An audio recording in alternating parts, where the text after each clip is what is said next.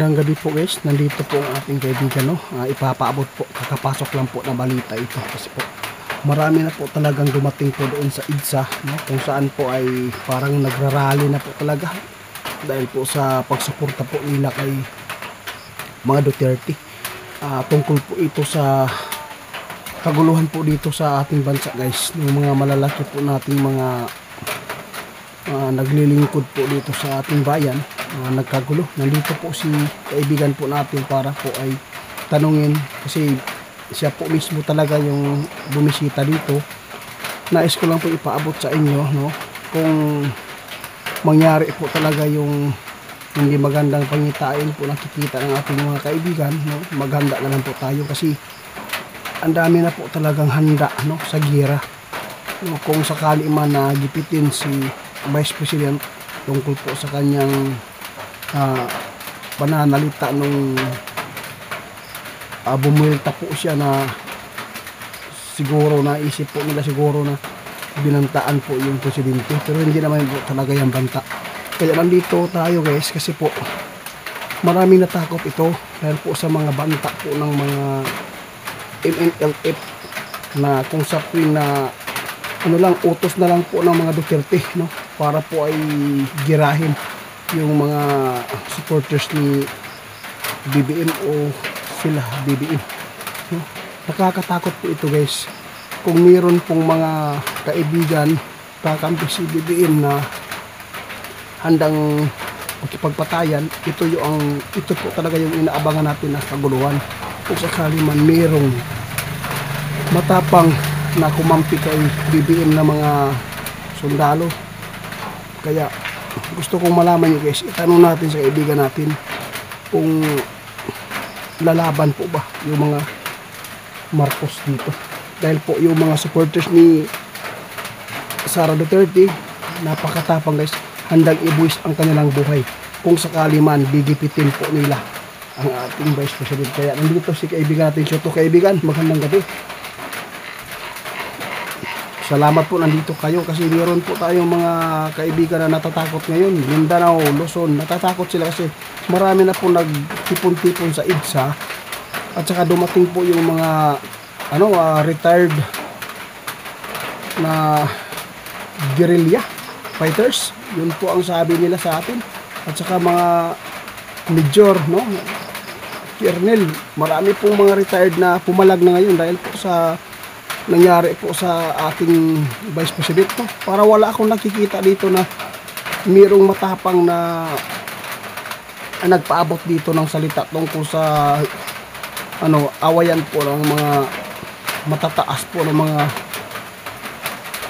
natin sa Pilipinas, no? Kaya nais kong ipaabot sa inyo kaibigan, ano po mangyayari dito kaibigan kung sakali man tuloy-tuloy po yung kaguluhan dito.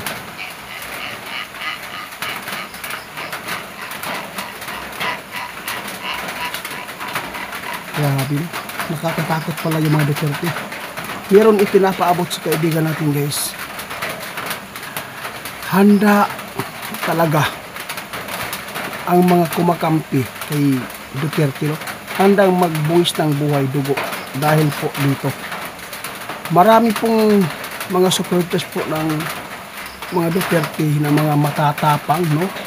Pwedeng isang utos na lang po yung mga Duterte, pwede na magkipaggira. Ito po yung kinatatakutan po ng karamihan ngayon dahil po ay nagtipon-tipon po yung mga supporters po ng ating kaibigan. Ito ang sabi po ni kaibigan, dapat ngayon mag-ingat po kayo kung mayroon po daw na matapang po doon na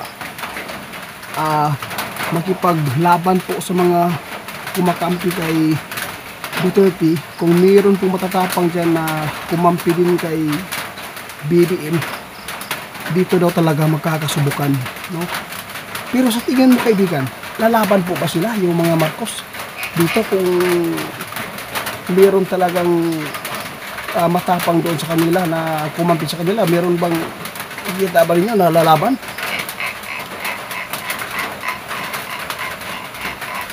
Grabe guys, ito po yung sabi ng ating kaibigan, walang problema daw ngayon kasi po nakita ni kaibigan, no, wala pong makakahigit po sa mga supporters ng mga Duterte na mga handang bubuwis o buhay, no?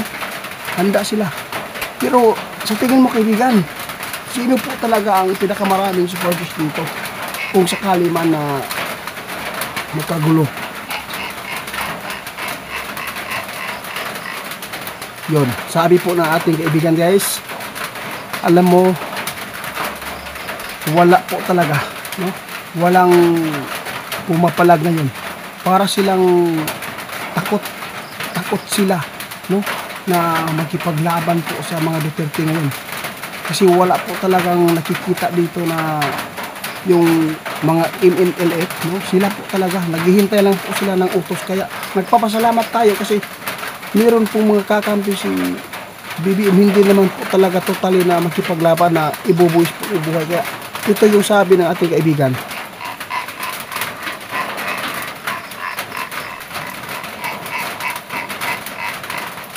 Oo, tama po kayo kaibigan. Sabi po ni kaibigan guys, itiit, sabihin na lang natin sa ating mga sumusubaybay po dito. Kung walang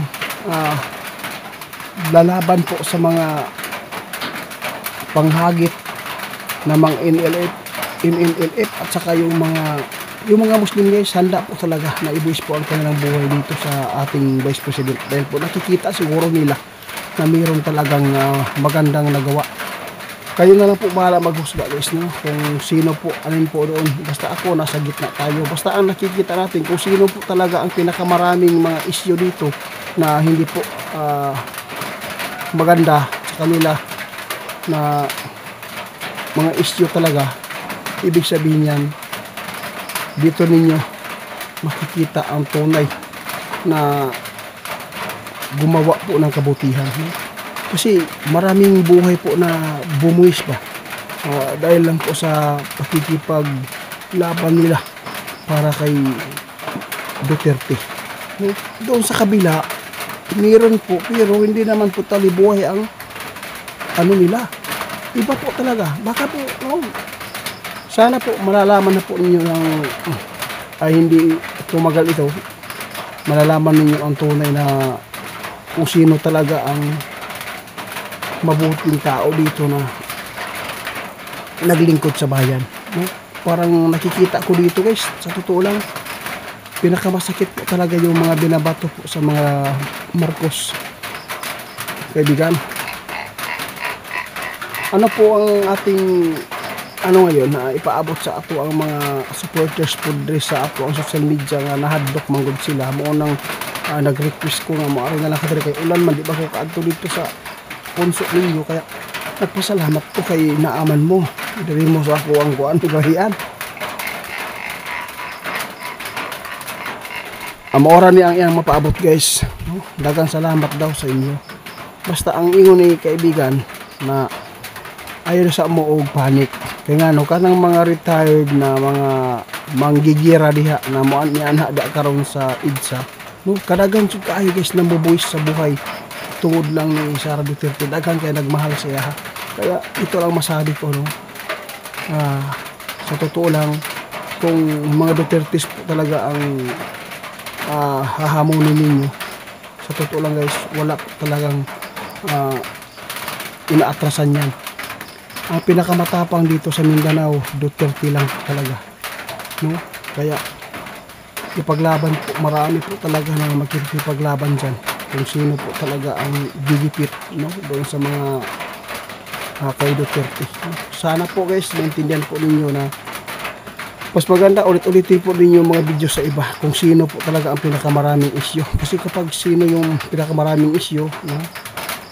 Doon po yung makikita na kung sino talaga yung tunay na gumawa po ng kabutihan dito sa ating bansa. Salamat kaibigan, ha.